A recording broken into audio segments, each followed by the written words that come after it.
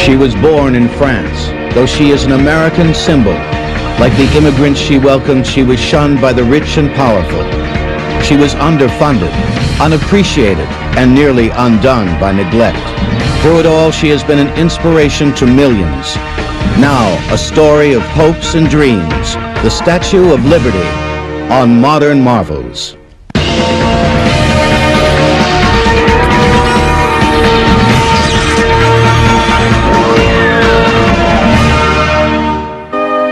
When the American colonies revolted in 1776, the world recognized the rising tide of freedom. Its intoxicating spirit traveled around the globe, inspiring similar revolutions, especially in France, where popular uprisings demanded the end of aristocratic rule.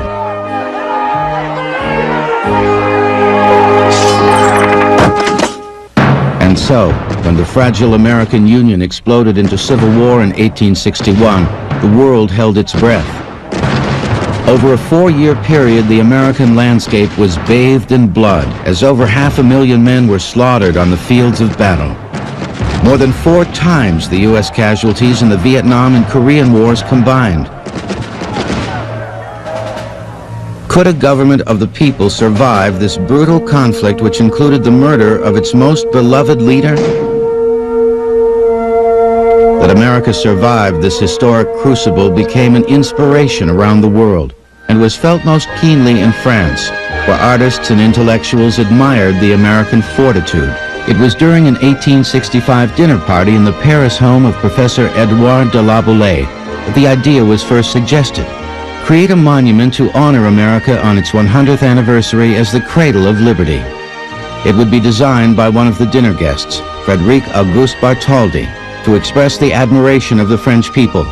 At the same time, it would serve as a public slap in the face to Napoleon III, the reigning French monarch who had no taste for the intellectual liberty of his own countrymen. Bartholdi was an old hand at creating such monuments.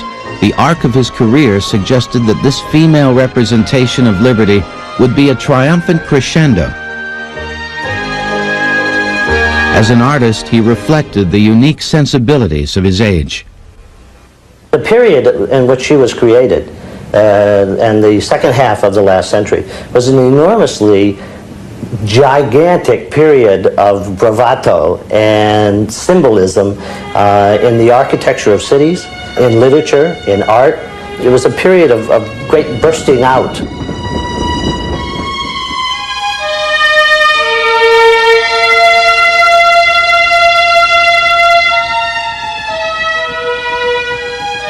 Bartholdi's early sketches captured the work's ultimate attitude and pose, but it was the image of his mother's stern face which supplied the enigmatic expression. The final work would be called The Statue of Liberty Enlightening the World, and its size would mirror the mammoth proportions of the New World itself. It would stretch over 305 feet high. The figure would be composed of 450,000 pounds of hammered copper plates, enough metal to press 30 million pennies. The nose would be 4.5 feet long, each eye 2.5 feet wide, the face more than 17 feet from chin to brow. Over 300 metal plates were needed to complete the figure, designed to interlock in an artistic technique called repoussé. Monsieur Serge Pascal is one of the few remaining artisans who still perform the technique. Le tailleur de pierre, lui, va travailler dans la masse. The sculptor is going to work with a mass. De sa masse, de son bloc. He's going to create his work from a block of stone. Whereas we give a flat sheet a definite shape that looks like something. It was his company that recently worked with American crews to restore the statue.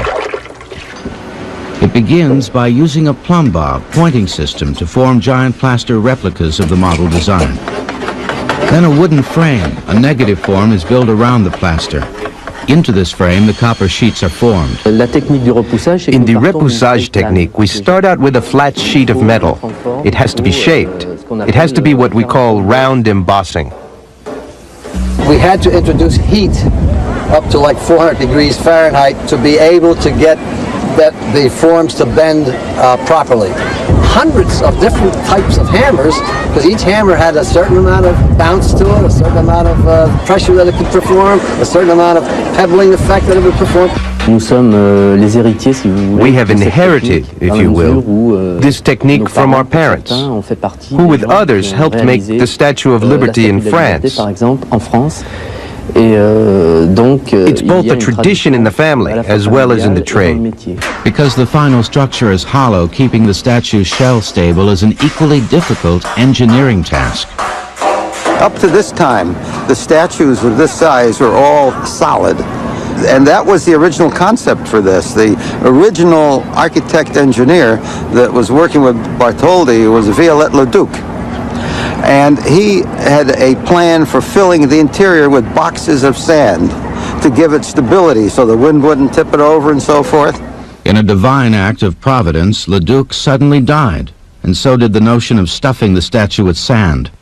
Instead, Gustave Eiffel, the engineering genius of the Eiffel Tower fame, proposed a radical new concept. His concept, which is entirely new, was to build a tower, an iron tower, and then frame out from it and support the copper statue, which was very much like a dressmaker's dummy. The result was a monument which inside and out captured the imagination. Its structural support was as radical as the new social structures defining the American ideal. Eiffel had mentioned that it was a magnificent space, a cathedral kind of space inside. Bartholdi himself chose the site for his statue in America, a small patch of land in New York Harbor called Bedloe Island. It was an overgrown oyster bed named after an early Dutch settler who purchased the property from the Mohican tribal nation. The United States had built a fort on the island in 1800, and it served as the site for a military hospital, communication center, and ammo dump during the Civil War. Bartholdi's vision to erect the statue here was a bold move, and a logistical challenge which would demand substantial funding. So in 1874, he formed the Union Franco-American Committee to raise the funds through public lotteries. He had already decided to begin work on the copper repoussé before the money had actually been donated, hoping that there would be sufficient contributions to finish. Bartholdi's Paris workshop was big and loud and packed with an army of exacting artisans. Even ex-President Ulysses S. Grant dropped by to watch the progress. But the work was slow and underfunded. By 1876, the year the statue was to be completed, only the right arm and torch were in shape for a presentation. They were sent to Philadelphia as part of the American Centennial Exposition. The hope was to build interest and generate contributions towards the completion of the gift. By this time, Bartholdi had decided that France would supply the statue and America should construct the pedestal, even though the United States had yet to accept the colossal gift and Bartholdi hadn't acquired the rights to use Bedloe's Island. Bartholdi's fundraisers included lotteries, fancy dinners, and a lunch served to 20 reporters inside the statue's right leg. The Statue of Liberty will continue in a moment on Modern Marvels. We now return to the Statue of Liberty on Modern Marvels. What a weird idea to give a huge statue, and there was a lot of pulling and pushing, saying no, we don't want it, and finally the US ambassador had convinced the Congress to say no, you must take it because the French are going to be upset. Many people were suspicious of the French gift celebrating the American Revolution. Would the sculpture portray liberty as a bare-breasted revolutionary as rendered in European art? The New York Times suggested that the statue was a scam for Bartholdi to make a personal fortune. And American millionaires like J.P. Morgan and Cornelius Vanderbilt joined Grover Cleveland in declaring that the promotion of liberty would cause unrest among America's lower class, the working poor. But with the enthusiastic support of newspaper publisher Joseph Pulitzer, the American Committee was formed in 1877 to organize grassroots funding after the government, the wealthy, and their corporations turned their backs. Well, every trick was used 100 years ago to try to raise money, from selling toothpaste, which was the Statue of Liberty toothpaste, to selling small replica. Even before she was fully assembled, the Statue of Liberty became a celebrity spokesperson for all manner of products in order to raise construction funds. She has been an advertising icon ever since.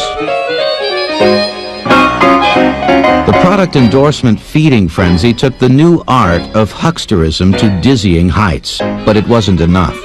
Pulitzer realized that the project had to tap into America's soul, and he persuaded a young poetess, Emma Lazarus, to compose a stirring verse to capture the public's imagination. The poem was called The New Colossus. It was inspired by the tragic slaughter of Russian Jews during the pogroms of the era. Give me your tired, your poor, your huddled masses yearning to breathe free, she wrote. The wretched refuse of your teeming shore. Send these, the homeless, the tempest-tossed, to me. Meanwhile, Liberty was erected on the streets of Paris, an exile herself, waiting for the money and the permission to emigrate to the United States. Though many French citizens were determined that she not be given to a seemingly ungrateful America, the finished statue was presented to U.S. Ambassador Levi P. Morton on July 4, 1884. 1 month later in the United States, work began on construction of the statue's gigantic pedestal, a 154-foot-high behemoth, nearly as tall as the statue itself. The foundation would be recessed 53 feet into the earth to support the massive weight, and spread over more than 8,000 square feet at the base. It was the largest placement of concrete, mass concrete, that had been done up to that time. And it was still in a state of development.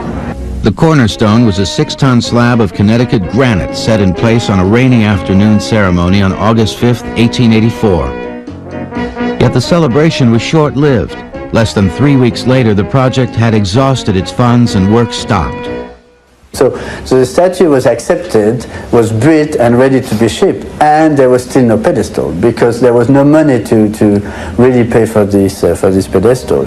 Once again, Joseph Pulitzer attacked what he called the American disgrace by rallying the support of the American people, offering children, the poor, and the humble an opportunity to donate their pennies and nickels to the effort, and in exchange, see their names printed on the front page of his newspaper. The effort was a resounding success, raising $102,000 and helping the Liberty design become stylish and fashionable. Cornelius Vanderbilt's daughter even dressed as Liberty for a festive social affair. The party cost more than the building of the statue itself, and her upper-crust party guests refused to contribute to the celebration of the common man.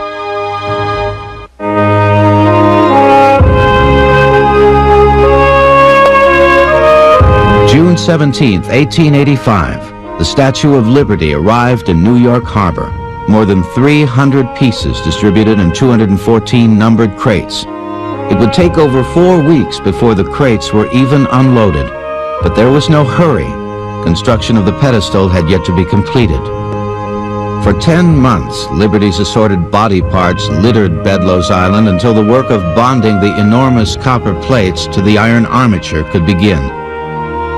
A spiraling staircase was attached to the center structural beam, which allowed workmen access to the elevated points at which pieces would be secured to the frame. Though now closed, this same staircase was once used by visitors to climb to the top of the monument through the hollow cathedral of Liberty's form. The giant jigsaw puzzle didn't always fit as planned. Liberty's crowned 7 rays of light, representing the 7 continents, was positioned too close to her right arm, allowing a dagger-like ray of light to actually pierce her copper flesh. That was what we referred to as a birth defect. That occurred while it was being constructed. It was the artist himself who was responsible for the flaw back at the studio in Paris. Bartholdi, the sculptor, asked for a modification, which is, after all, the least that a sculptor doing a work of this size would be expected to ask. The modification was to raise Liberty's arm and torch a few degrees higher than the original design, but this change compromised the statue's structural strength. Because it was moved, it became much less stiff, much less strong, and it took a lot of ingenuity to make it work. The defect, often blamed on the American workers who assembled the statue, remained uncorrected for the next 100 years.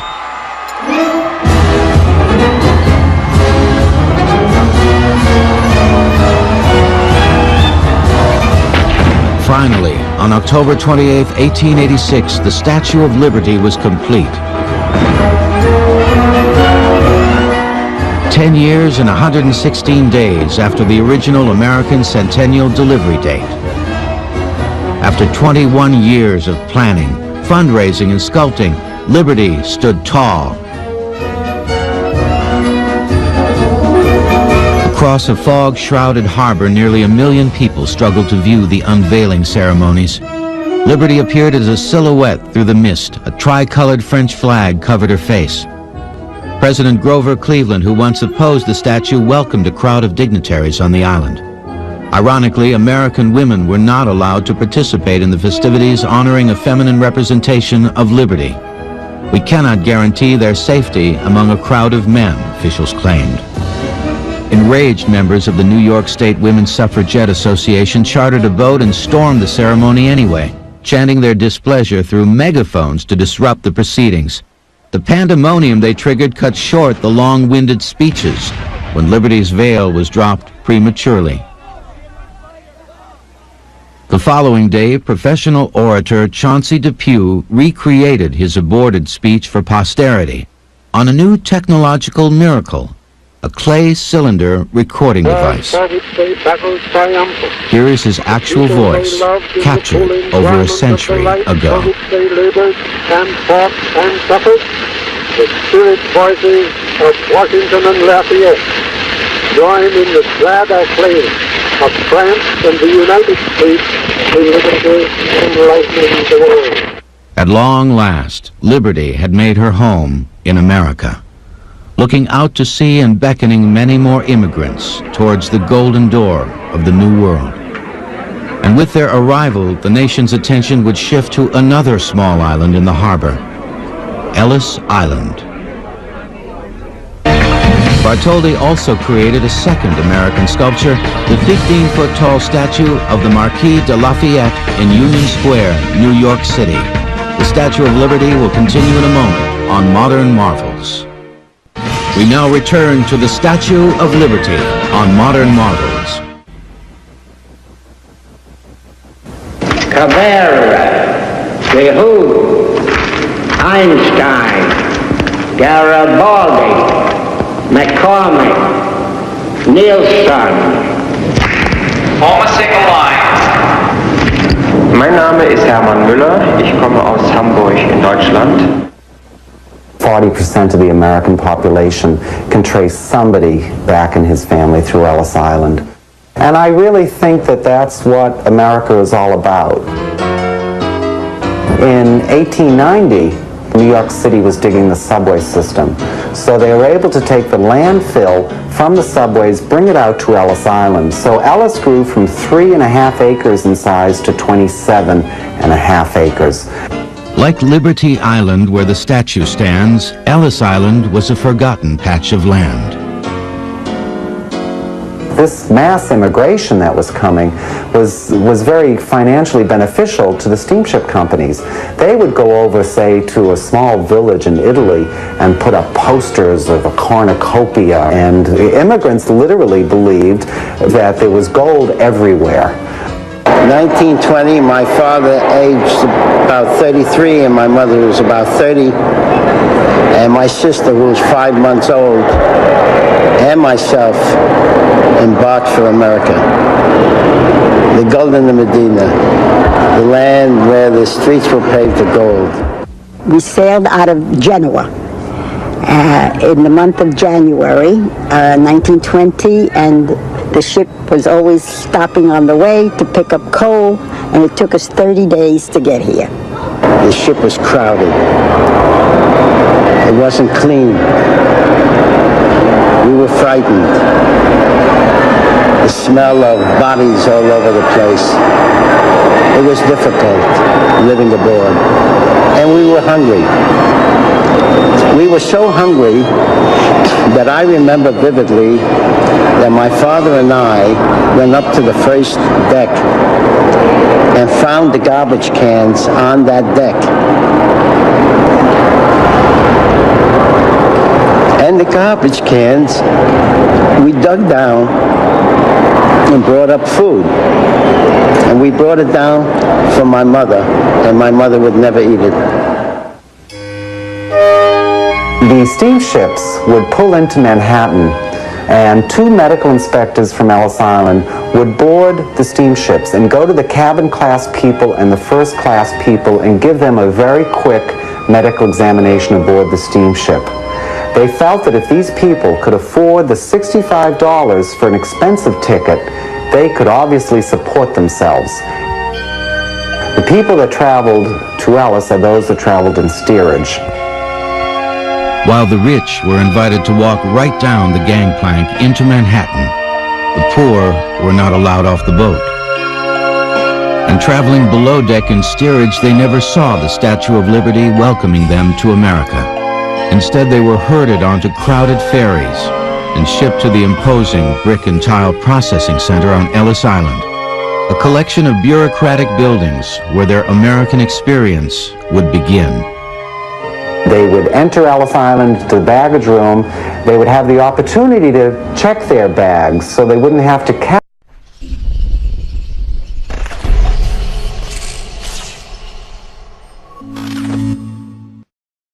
them while they were being processed.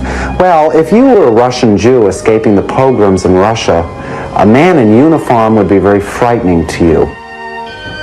If they were all the possessions you owned in the world, you wouldn't want to give them up. But there was actually an even more important reason why the immigrants held on to their baggage. They knew that they were about to undergo a medical examination. And if they had something wrong with them, they would not be allowed into the United States. So supposing you had a bad leg, you would want to walk and carry your bag in front of your bad leg and to pretend that it was the weight of the bag that was causing you to limp. From the baggage room, the immigrants climbed a very steep and narrow staircase, and they didn't realize it, but as they were climbing, their medical examination had begun. There were 2 doctors standing at the top of the stairs with a piece of chalk. And as the immigrants climbed the stairs, the doctors were watching to see who had a limp. And if you were lame, you got an L on your lapel. If you were huffing and puffing, you might have a heart condition. You'd get an H. Back problems, conjunctivitis, goiter, hernia, pregnant, scalp infection, senility, suspected mental defect. The most dreaded examination of all was a doctor referred to as the eye man, and he was looking for a disease called trachoma. It was extremely contagious, it would lead to blindness, and if you caught it, you would not be allowed into the United States. And the inspector would stand there with a basin of antiseptic and an old-fashioned button hook. And he would take the button hook, dip it in the antiseptic, flip it into your eyelid, and flip your eyelid back. He was looking for any redness or inflammation, and that was a sign of trachoma. You'd get a TC on your lapel, and you would be put in quarantine until they found out what was wrong with you. My father received a chalk mark on his lapel, and not realizing what it meant, he didn't wipe it off like others did. It seems that while on ship, he shaved with a straight razor and cut his face and had a little scar. And so he was taken from the line for investigation. My mother was frantic, begging and pleading, and even offered her marriage band they should let him stay in the line. But they took him out. The main hall was designed like cattle stockyards to maximize the movement of human cargo. He had 2 minutes to ask a series of 29 questions.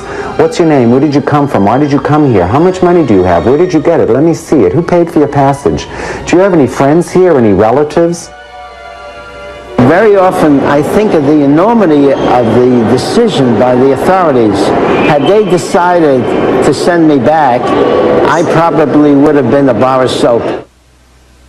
Many European Jews denied admission eventually wound up on death lists back home. Many rejected Asians were sent back to hardship and persecution.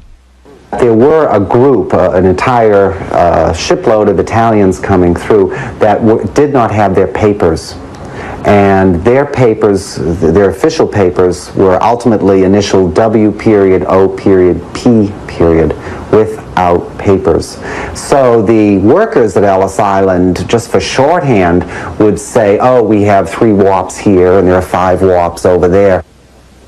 If a person was a Christian, they would put a little crucifix on the top of the page, and if they were Jewish, they would put a circle. Well, the word for that is kaikel. The New World was full of surprises. The first was food. The original food concessionaire stole most of the money he was given to feed the immigrants with, and he wound up serving them stewed prunes over dark bread twice a day. He was fired, and as time went on, with fewer immigrants coming, they were able to serve ethnic meals. They would have a German meal at 1 o'clock, an Italian meal at 2 o'clock, and so on. But that led to the problem of the Germans showing up at the Italian meal of spaghetti and tomato sauce, and a lot of them would refuse to eat it, saying it was just too frightening looking. We stayed for 10 days in the big hall. And there were double and triple bunk beds in there, very, very closed. And they were very, very crowded, and very, very smelly, and very, very noisy. It was constant turmoil. And each morning I would take the 2 mattresses to the heap, and each night I would bring them back to put on the bed. And I only learned recently that the purpose of the mattresses being taken away was to fumigate them. The massive steam pressure tanks used to delouse mattresses are still in storage at Ellis Island, grim artifacts of a time when immigrants were considered as so many diseased rodents, ready to invade polite American society. New immigrants often reminded established immigrants of a dismal past they longed to forget. These new arrivals were a threat to the status quo and an embarrassment to be hidden away in overcrowded ghettos. Here, people would accept any job at any pay to make their American dream come true. But as the nation grew, the Ellis Island immigrants assimilated into communities coast to coast. Their legacy is the solid infrastructure of the country upon which rests the 20th century. Today, Ellis Island still celebrates the contributions of those people whose American dream began there, with a museum and a program which keep their stories alive. It was quite a day. Here, immigrants return to record their memories, offering the future a unique look at the past. It's a very overwhelming feeling, and I choke up now as I remember it. As twin national monuments, the Statue of Liberty and Ellis Island represent 2 points on the path to the American dream. Where we've come from and where we're going to. And the real spirit of liberty lies in the delicate balance between these 2 glorious notions. Ellis Island was known as the Island of Tears because of the immigrants' fear of being denied entry. However, only about 2% were actually turned away. The Statue of Liberty will continue in a moment on Modern Marvels. We now return to the Statue of Liberty on Modern Marvels. By 1900, the sea, air, and elements had changed Liberty's complexion from bright copper orange to pale green. A fitting way to begin the 20th century, which was itself defined by change. The new century was a kaleidoscope of images and ideas, and in the chaotic American culture, the Statue of Liberty became a fashion favorite. Its image appeared on all manner of trinkets. Even today, early renderings are highly prized. It's very strange as I collect different statues and you see the faces and the different images and the quality. You wonder what the craftsman had in mind. One of my favorites of the collection is probably this one here. And this is, it's just so fun that they painted it all up. But inside, it said, made in occupied Japan. Perhaps we cherish liberty because we realize that she is vulnerable. As in 1916, when German saboteurs at the height of World War I managed to blow up a munitions storage facility in New Jersey. First reports claimed dozens of deaths. The impact was felt 90 miles away. Police were called to stop looting in the streets of New York, and the statue lost nearly 100 bolts in her right arm as a result of the blast. Still, her torch was held high, and when workmen surveyed the damage, they wondered if something more than copper and iron was keeping the statue standing tall and proud. It was the hope of those who gave us this statue and the hope of the American people in receiving it that the goddess of liberty and the goddess of peace were the same. During the Depression, Liberty carried a double load, holding both her torch and the nation's morale aloft. But a few short years later, her light would be dimmed by a Second World War. This one more bloody than the first, as madmen threatened the future of mankind and liberty held her breath. Like so many others, she did her part. Her image reminded the American people of what was at stake around the world. When victory was finally declared, she joined the exuberant celebrations as a guest of honor in New York's Times Square. Ironically, the buoyant spirit at the end of war disguised the fact that liberty as well as the statue were fragile. Freedom demands constant vigilance, and liberty denied is often the catalyst for social eruption.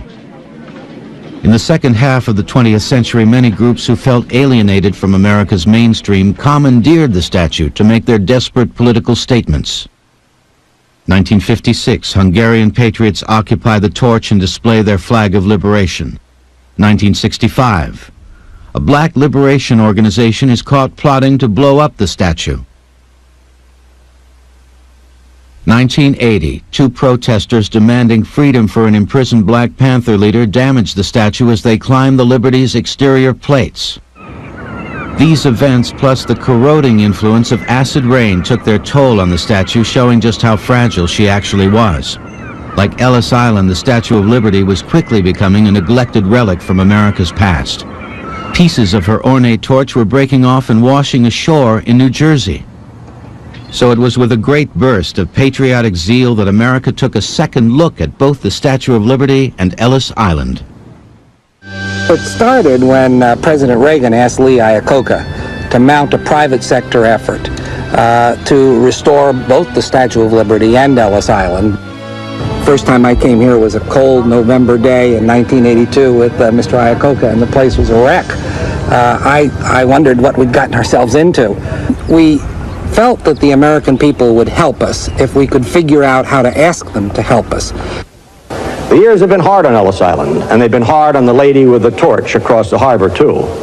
Are we going to preserve these monuments, or will they become just ruins of the past, like the pyramids or the Colosseum? Are the values these monuments symbolize still alive in America, or are they part of our past? The one guideline was that no money would come from the government, and we fulfilled that. We've raised about $420 million. There's no way of actually knowing how many people have given to us, but we estimate about 20 million. School children alone gave us $6 million. The engineering challenges to fix the statue were enormous, and it was a race against the clock to have her ready for the 100th anniversary. The winter that we put up the exterior scaffolding on the statue, it was a very, very cold winter, a lot of winds, very cold. And these workers had a race on to see who could get the right bars in place so that who could be the first to give her a kiss on the lips. Inside the statue, the metal had originally been covered with coats of coal tar and paint, all of which had to be removed. We had removed the original paint on the inside of the statue using liquid nitrogen. It had around 7 layers of paint, and it would just crackle and come apart. We thought we were going to spend months doing this, and we wound up doing it in about a week and a half. But the coal tar was an entirely different situation. We couldn't get that out. The black sludge couldn't be sandblasted off by conventional means. That the skin only being a penny thick, why was we couldn't afford to have any copper loss. So we had to find something that was strong enough to take out the coal tar but not hurt the copper. We finally found something very, very sophisticated, bicarbonate of soda.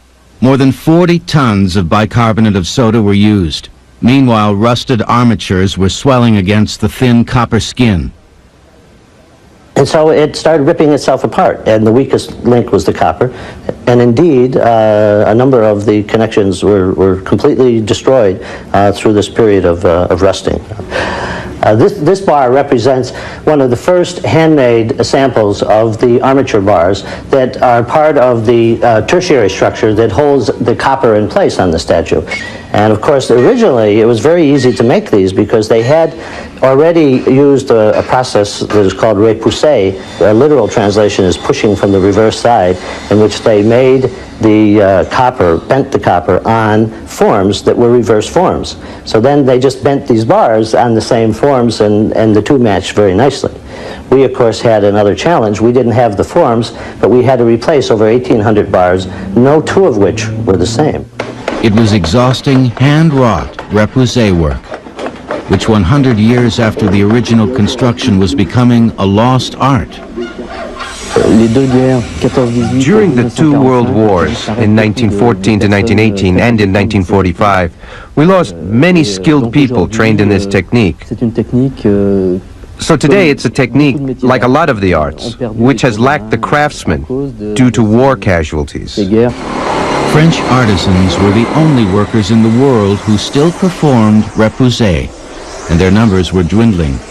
Yet when they came to America to help in the restoration, they weren't welcomed with open arms. There was a conflict as soon as we arrived. In France, when we do sculpture, we can work freely with, for example, with wood, with plaster, with steel, without necessarily a trade union or guild.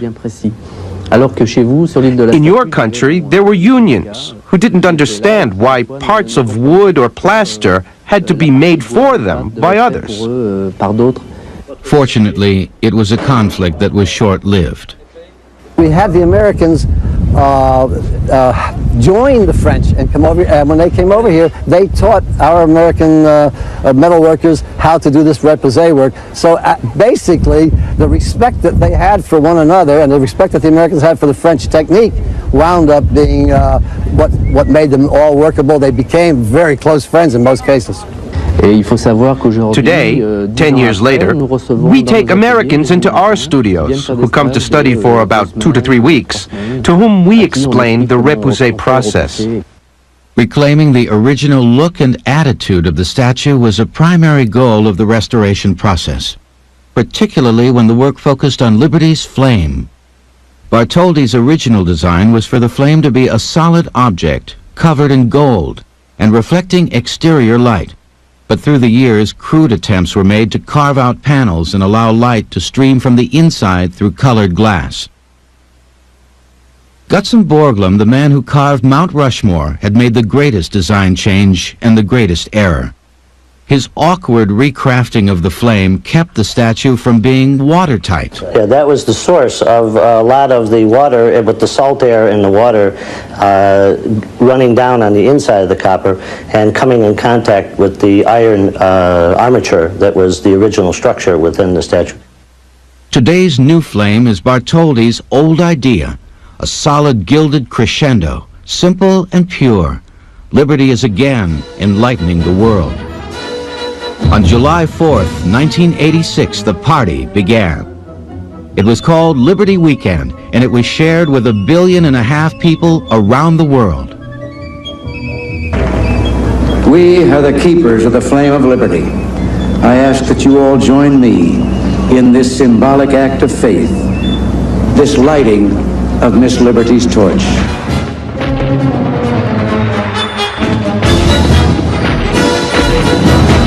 As the celebration exploded across the night sky, it sparked a new spirit of awe and wonder at the meaning of liberty.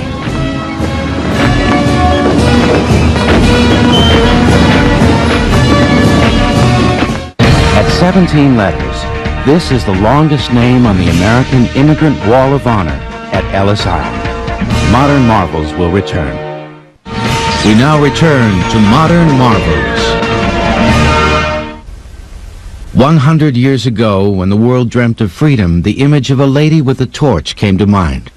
Today, when people long for liberty, the very same image captures their imagination. Beijing, China. Students demonstrate for democracy, sculpting a statue to symbolize their hopes and dreams. Here, the spirit of liberty still resonates. Standing up against tyranny, these students reminded us that all are created equal. Half a world away, the national effort to restore Ellis Island and the Statue of Liberty reflects the very same ideal, blending a celebration of the great American melting pot with the bittersweet recollection of our immigrant past. The statue has always been the symbol of America, and Ellis Island has always been the story of America. So you see, both of them are important in different ways. Any American that comes down and sees Ellis Island or Statue of Liberty should walk tall and they should walk proud. It was a great thing that they accomplished. It is rare and inspiring that so much energy and time and money has been committed by so many common individuals to create a monument that doesn't commemorate a great battle or a popular leader. Instead, the Statue of Liberty celebrates an idea, that elusive goal of universal freedom, which has never been totally achieved. This is the vision to which America runs, sometimes stumbling and sometimes carrying other nations along with it. Liberty is not carved in the marble hallways of the past, it is our dream of the future. America laughs and cries and loves and bleeds in the quest for freedom. Here at the Statue of Liberty and Ellis Island, that idea takes a solid form. But always behind these symbols remains the quest. Freedom yet to be attained. Liberty preserved. How beautiful the patriot dream that sees beyond the years. Thine alabaster cities gleam, undimmed by human tears. America, America, God shed His grace on thee, and crown that good with brotherhood, from sea to shining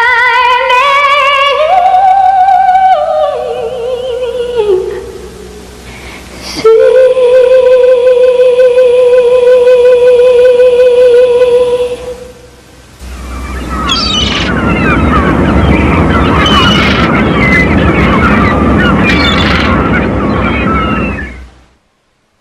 As fast as they can make them, we can eat them. Try 600 of them every second. They go by many names. Frankfurters, Franks, Red Hots, Dachshunds, wee. Then frame out from it and support the copper statue, which was very much like a dressmaker's dummy. The result was a monument which inside and out captured the imagination. Its structural support was as radical as the new social structures defining the American ideal. Eiffel had mentioned that it was a magnificent space, a cathedral kind of space inside. Bartholdi himself chose the site for his statue in America, a small patch of land in New York Harbor called Bedloe Island. It was an overgrown oyster bed named after an early Dutch settler who purchased the property from the Mohican tribal nation. The United States had built a fort on the island in 1800, and it served as the site for a military hospital, communication center, and ammo dump during the Civil War. Bartholdi's vision to erect the statue here was a bold move and a logistical challenge which would demand substantial funding. So in 1874, he formed the Union Franco-American Committee to raise the funds through public lotteries. He had already decided to begin work on the copper repoussé before the money had actually been donated. hoping that there would be sufficient contributions to finish. Bartholdi's Paris workshop was big and loud and packed with an army of exacting artisans. Even ex-President Ulysses S. Grant dropped by to watch the progress. But the work was slow and underfunded. By aid of metal, it has to be shaped. It has to be what we call round embossing. We had to introduce heat up to like 400 degrees Fahrenheit to be able to get the forms to bend properly. Hundreds of different types of hammers, because each hammer had a certain amount of bounce to it, a certain amount of pressure that it could perform, a certain amount of pebbling effect that it would perform. Nous sommes les héritiers, si vous voulez. We have inherited, if you will, this technique from our parents, who with others helped make the Statue of Liberty in France. Par exemple, en France. It's both a tradition in the family as well as in the trade.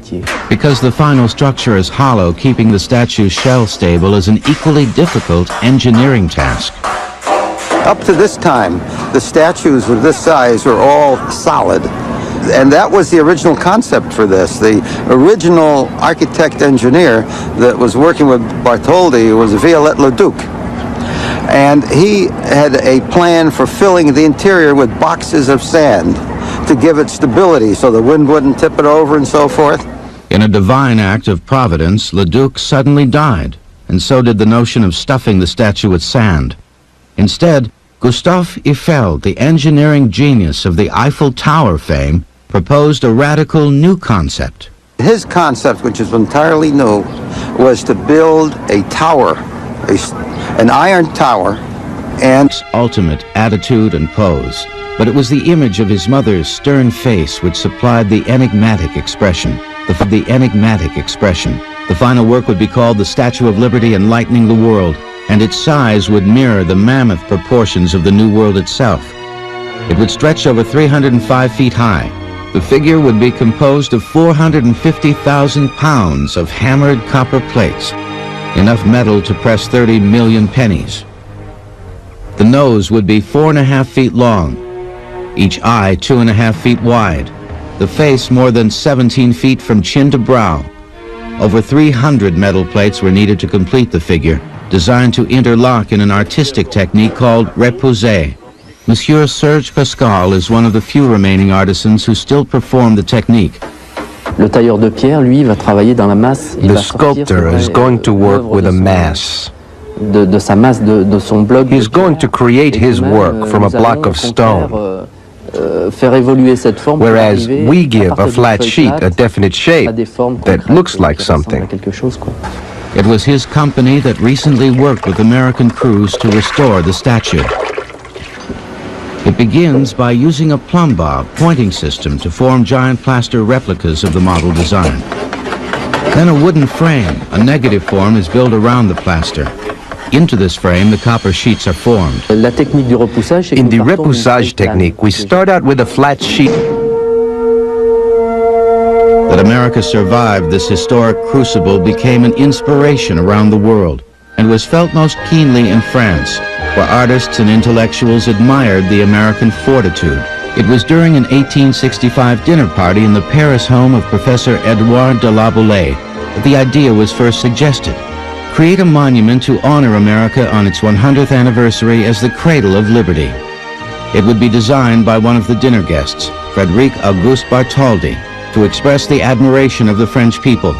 At the same time, it would serve as a public slap in the face to Napoleon III, the reigning French monarch who had no taste for the intellectual liberty of his own countrymen. Bartholdi was an old hand at creating such monuments.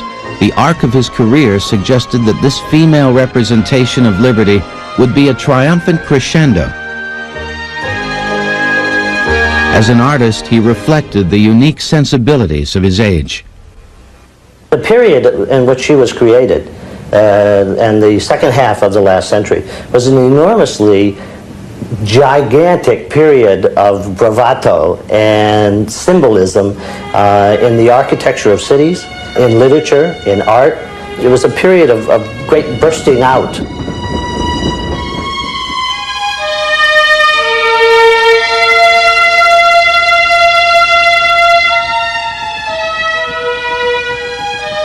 Bartholdi's early sketches captured the work. She was born in France, though she is an American symbol. Like the immigrants she welcomed, she was shunned by the rich and powerful. She was underfunded, unappreciated, and nearly undone by neglect.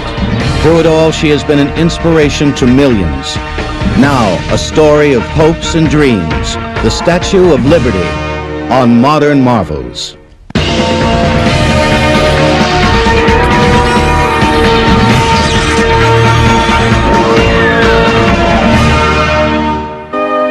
When the American colonies revolted in 1776, the world recognized the rising tide of freedom.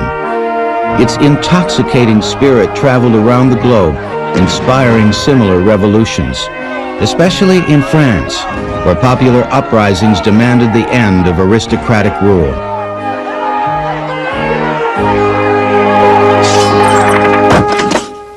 And so, when the fragile American Union exploded into civil war in 1861, the world held its breath. Over a 4-year period, the American landscape was bathed in blood, as over 500,000 men were slaughtered on the fields of battle. More than 4 times the U.S. casualties in the Vietnam and Korean Wars combined. Could a government of the people survive this brutal conflict, which included the murder of its most beloved leader?